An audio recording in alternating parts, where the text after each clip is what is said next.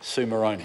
I move supplementary order paper number 124 in my name, dividing the bill. The question is that the motion be agreed to. Those who are of that opinion will say aye. Debatable motion? Yes. I'm seeking the call, Mr Chair. Well, the member did sit down. I suppose have I put the question? I think I have. Yes, I have. I think you were halfway through. I'm going to just ask for a little bit of tolerance on the part of the House, because I might have done a little bit quickly.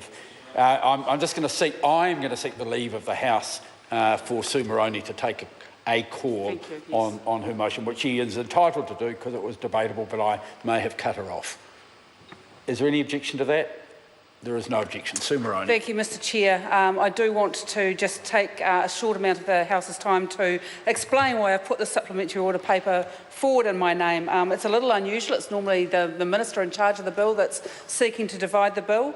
But I, on behalf of the Labour Party, am seeking to divide the bill for this purpose. It has become increasingly a tactic that the government is using to put bills forward in which the opposition will support one part of it, but not another part of it. And that is the case that the Labour Party finds itself in with regard to this bill.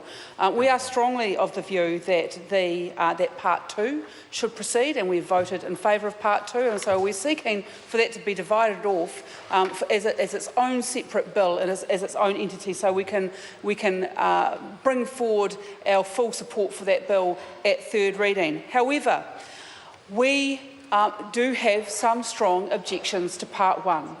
And that is the reason why I had sought to amend Part 1. Now, the government may have felt that that was, some sort of political trickery that the opposition was up to, but in fact what we were trying to do was actually strengthen that bill and make it the sort of bill that we could, that Part 1 we could truly support. And we attempted to do that by putting forward an amendment that would make it absolutely clear that ACC levies in this financially responsible and transparent way could not be used for any other purpose but to treat injuries and accidents or to prevent injuries and accidents, because after all, that is the purpose of the ACC Act, which this bill amends, and we were simply wanting to clarify that. The government has blocked that clarification. They have probably got their own reasons for that, but they certainly haven't explained them to this House. That leaves the Labour Party in a situation where we're not in support of Part 1, we've voted against it, but we are in support of Part 2. That, sir, is the reason why I have sought, on the Labour Party's behalf, to divide the bill so that the parties across this Parliament can express what they firmly believe in with regard to the two quite distinctly different parts of this bill. It is a tactic that we find the government using more and more frequently, where they put some measures into a bill.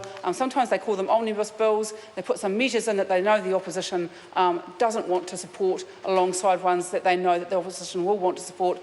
I want to actually make that very clear by dividing this bill into two. Its two distinct parts as two distinct bills, so that the Labour Party can express its votes appropriately when it comes to the third reading. Right. The question is that the motion be agreed to. Those of that opinion will say aye. Aye. The contrary opinion will say no. Aye. The noes have it. A party vote is called for. The clerk will conduct a party vote. New Zealand National. 59 votes opposed. New Zealand Labour. 32 votes in favour. Green Party. 14 votes in favour. New Zealand First. 12 votes in favour. Maori Party. 2 votes opposed. ACT New Zealand. 1 vote opposed. United Future. 1 vote opposed.